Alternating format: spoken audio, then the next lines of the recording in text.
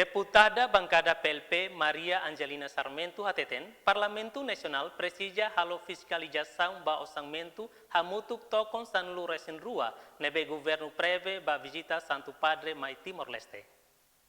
Parlamento Nasional reuniu a bancada PLP e a intervenção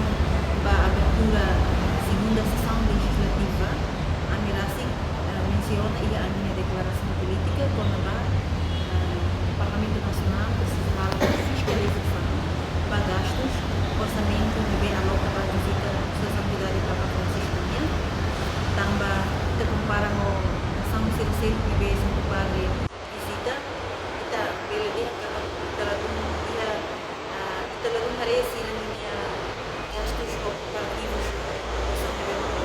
para o Timor-Leste e também se viagem que tem, namun queda se haria carne ou subsistência da equipamentos de careta, vamos produtos que imprimem camisolas, linha, claro que tem gastos muito bom.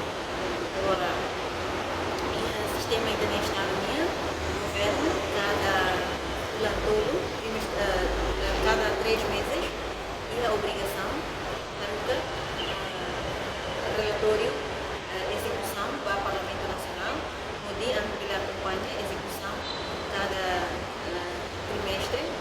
para ver a área com a execução em dia público lá com o programa do governo do trabalho. E se quer que